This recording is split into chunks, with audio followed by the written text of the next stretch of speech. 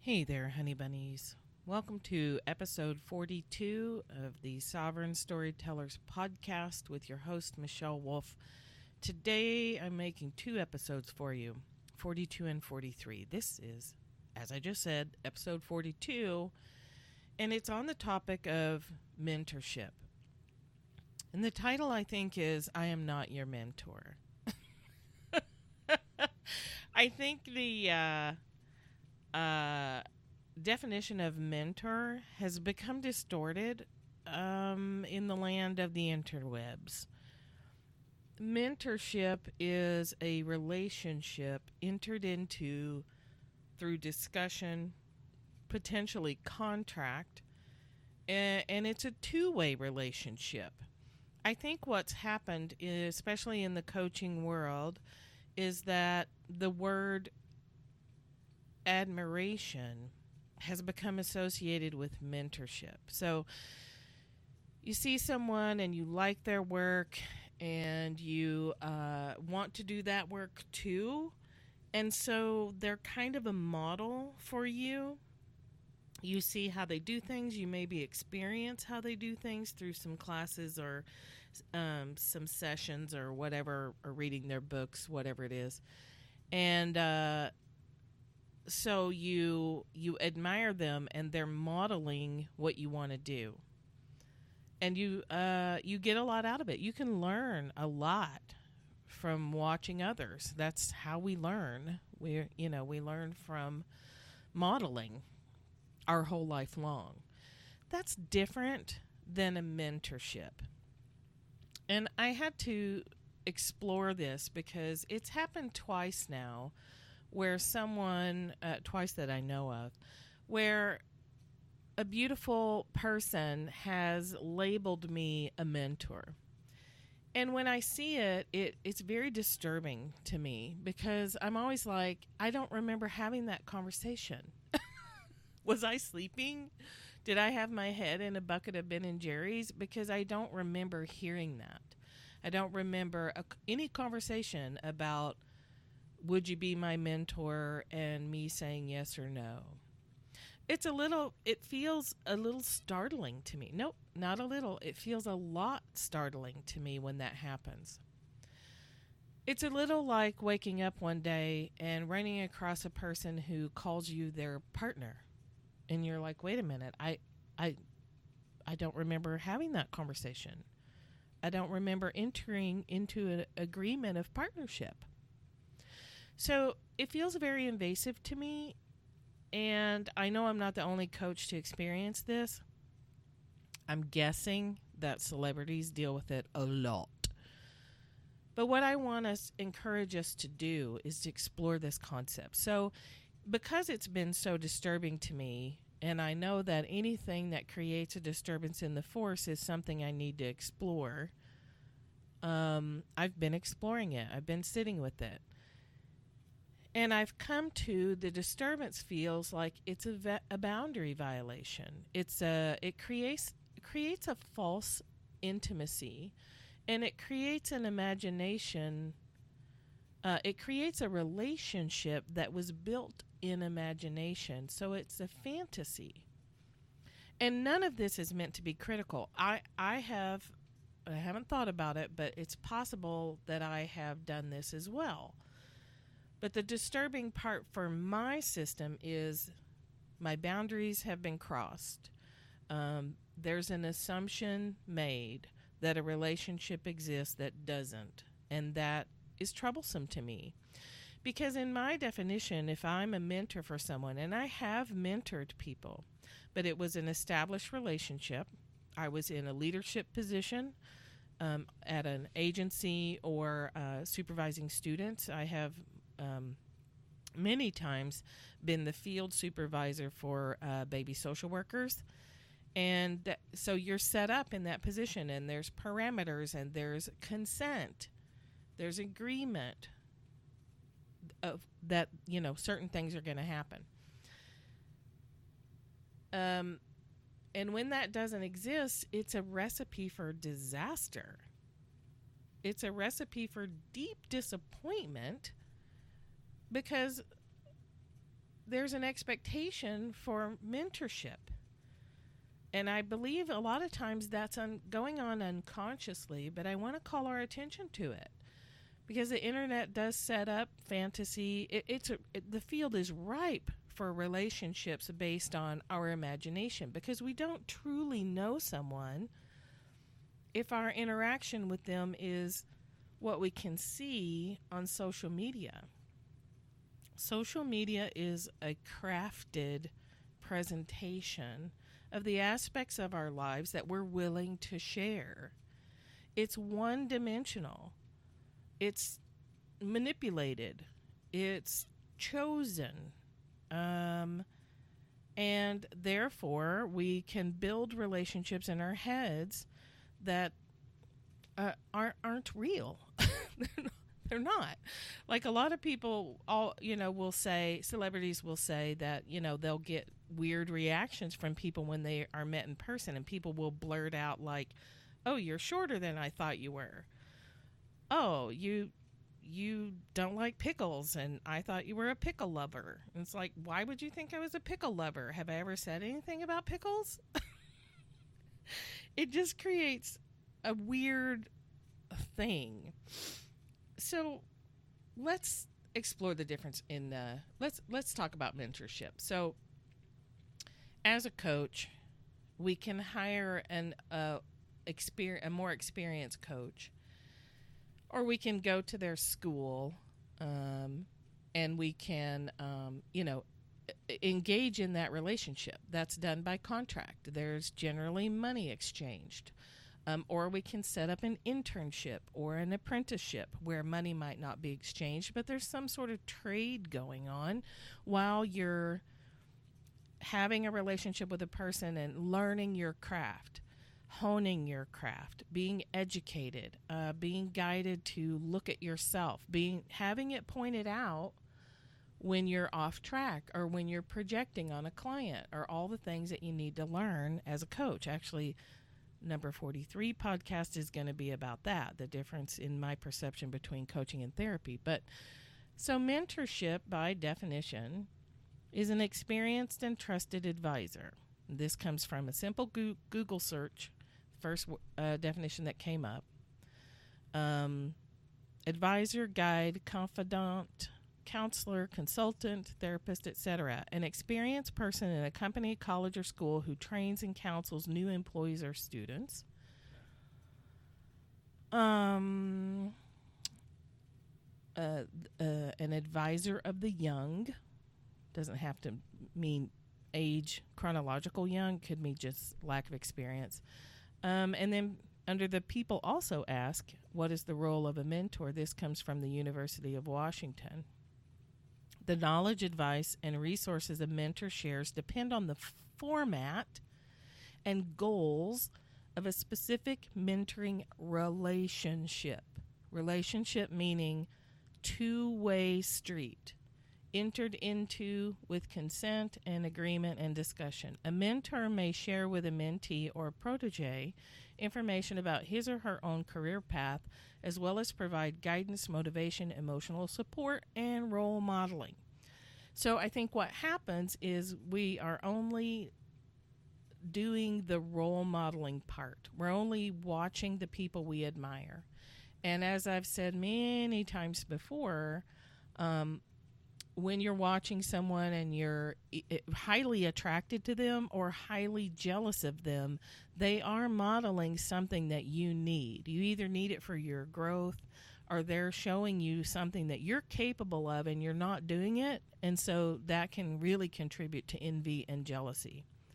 If you see someone doing the work and you're mad about it, you're jealous of it or envious of it, that jealousy and envy is letting you know that they're doing the thing that you can do too, only you're not allowing yourself to do it and you're mad at them.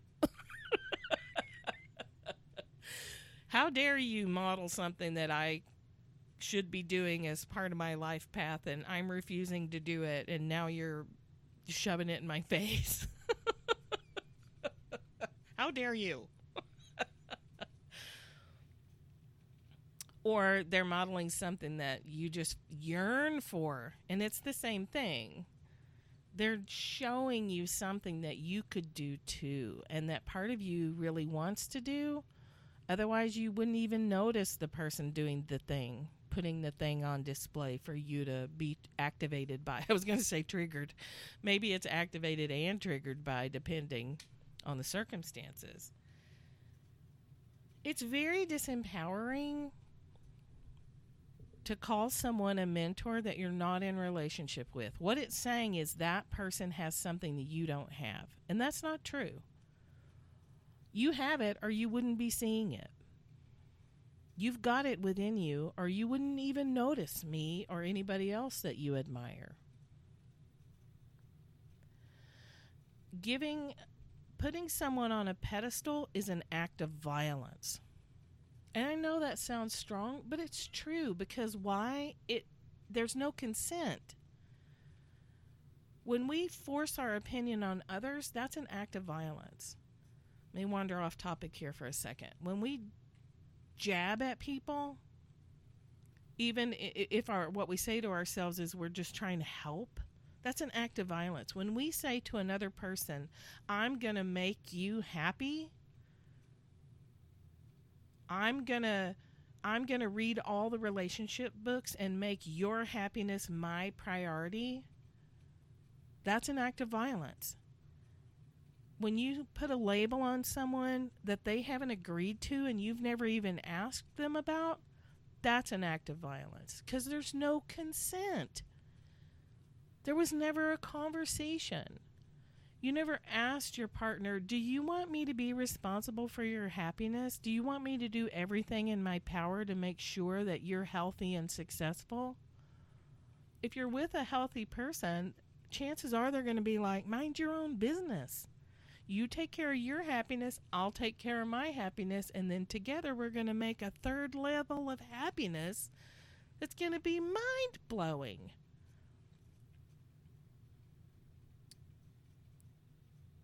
We have to do our own work. We have to invest in true mentorship. And invest is a purposeful word. It generally, unless you're in college, it generally is going to cost you some money to enter into a true mentoring relationship. Okay? When we put people on a pedestal of fantasy, it inevitably breaks apart, because the relationship was built on shifting sand. When you are in true mentorship, it's a deep relationship generally, and it's frequently painful, because you're being taught to see your own bullshit, and you're being called out on your weaknesses, and you're being taught to know how to handle your clients or customers or, teams, whatever your arena you're being mentored in. Mentorship is a learning process that hurts. If you have a good mentor, they're going to say, you're off track. I hear that you're upset with the client, but this is about you, and let's talk about that. It doesn't have to be harsh.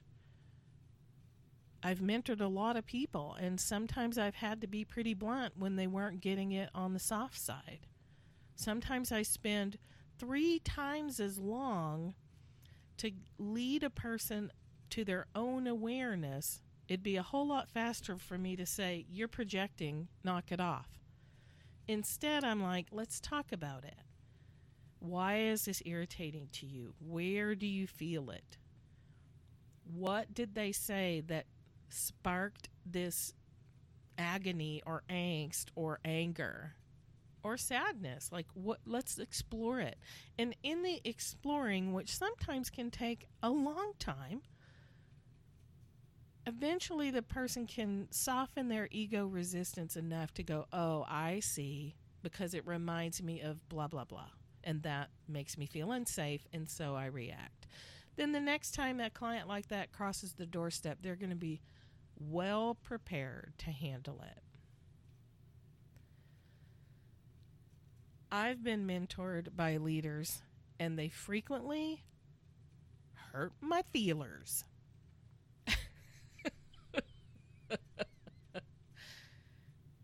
The people I've learned the most from have said, "You're wrong." They've said, "No, that's not what's going on here." They've said, "Hey, don't ever do that again." Or, "Hey, here's how you handle law enforcement types. You don't handle it the way you did handle it because that's why everything went to shit." Okay, I often left supervision feeling like I had a sunburn. Like, and now it really, I gotta say, it really burns my waffles when I hear the word mentor just being, tossed around, because to me that's a precious word. And maybe I'm making it too precious. I don't know. Maybe I should be a little more casual about it. But it bugs me. And it's my podcast, so I talk about what I want. Because you're free not to listen. You can go listen to Brooke Castillo, who actually is probably a better person for you to be listening to. And I admire the shit out of her. And I got a long time ago when she was working for Martha Beck. She put out her first Self-Coaching 101 as a PDF that you could get for signing up on the email list. That was like forever ago. And I learn a lot from her, and I learned from Byron Katie and Martha Beck, and I'm learning today from the people I'm in. I'm learning from Corey Michelle. I'm learning from Sandy. I'm learning from everyone because that's what I do. I learn. But I wouldn't, except for, I wouldn't call them my mentor if I hadn't asked them about that. Even though I'm in their programs, I wouldn't call them their mentor because we haven't had that conversation. So that's disturbing. Being on a pedestal is disturbing. It always ends in tears because a person on a pedestal is not a real person. And it's a angel one day and devil the next day relationship. Again, there's no consent there. There's no discussion. It's not appropriate. And then, so there's that level of it. But then the deeper level of it is, why would you disempower yourself that way? Why in the world would you look outside yourself and say, you have something and I don't, and I'm going to get it from you? I'm going to either take it from you, or I'm going to copy you, or I'm going to, put myself down here in the dirt on my belly and put you way up there with the light shining and the angels singing. Ah. No, thank you. I don't want to be in that spotlight. I don't want the angels singing. And I don't want you down there in the dirt thinking that you're less than anyone else on the planet. You're not. Yeah, you might need some skills. Yes, you need some mentorship to be the best you can be. But you are never for one moment less than the person that you admire or the person that you have slapped the label mentor on. You are not less than. You only see that person because you are that. It's a mirror. You are what you admire. You are what you're jealous of. And so that makes me want to grab people by the scruff of the neck, pick them up, put them on their feet, and say, stand in your own space and claim your own power. Acknowledge your weaknesses. Own that you don't have the skills you'd like to have. And invest in the relationship that will get you those skills, that will teach you the nuances and subtleties of holding space. But be standing on your own feet when you're doing that work, because you're no use to anybody if you're on your belly in the dirt. You're certainly of no use to anyone that you want to serve because you have nothing to serve with. If you're steeped in victim thinking and always looking at how the world is fucking you over, you've got nothing to offer. But the beauty is the fact that you want to offer means there's a seed inside of you that, if properly nurtured and mentored, will be such a gift to this planet that I can't wait to see it sprout and grow and blossom and serve. Oh, I think I slipped off onto a ranty there. Whoops, I slipped and fell in a rant. That's okay. Okay, so that's my tirade on that. Be aware of consent. Be aware of relationships being two-way, two-directional, back and forth, back and forth. Be aware of needing to communicate clearly and ask to enter partnerships. And that would be the same for any kind of partnership. How many relationships were you in when you were younger that you just fell into, but you never had a conversation about it? And it probably didn't go well. And if it did, more power to you. You should write a book. But frequently we're not careful and we're not thinking through the labels and how we project them onto people. Now, side note, I'm a human design projector, which makes me a guide, which means that I am a human bullshit detector and I can almost immediately see what's tripping a person up. I'm really good at it. The other part of my human design chart is the 3-5 martyr heretic. If you happen to have a 5 line, and especially the 3-5, you're going to bumble around out in the world a lot, and you're supposed to make a lot of what people call mistakes, but they're not. They're just gathering experiences and wisdom. But be aware that people will project on you, and you'll spend a lot of time until you're aware of this in confusion and potentially hurt feelings and noticing there's a mess that's been deposited in your inbox that you didn't ask for and you don't even really know where it came from. That's projection. If you're confused and like, whoa, what's happening here? How come I'm having to suddenly draw these hard lines in the sand?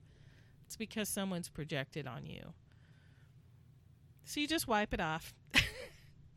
Get yourself a little anti-projection spray. Spray yourself with it, wipe it off, and you be clear in communication. So that's our part, is we have to be clear and notice when boundaries are being weird or when boundaries are spongy or people are, saying things. Don't let those things pass. Address them early on, because if you wait, it just gets worse. And if you've been a person that's ended up in a situation like this, just take responsibility for it. Just remind yourself that, I'm attracted to them because they're showing me what I'm capable of. They're showing me my own vast reservoirs and access to personal power. No big deal. Straighten it out, learn, and move on, because that's life. And that's part of learning your craft. All right. If you want to find out more about human design, of course, you know where to find me, thatmichellewolf.com/human design. Down at the bottom are some one-on-one individual packages that are at beta price, which is less than half of my normal coaching rate for one-on-one. So think that over. I have the human design business Basics for Business that happens monthly. I'll start another one in September. I have the 10 Minutes to More Money class, which is teaching and education and using the one command on money on an everyday basis for 30 days at a time for a whopping 33 buckaroonies. There's all kinds of stuff, all kinds of ways I would love to help you, that I would love to enter into a relationship with you to help you stand in your own power and create your own change. Alrighty? Think less, feel more, and I'll talk to you later.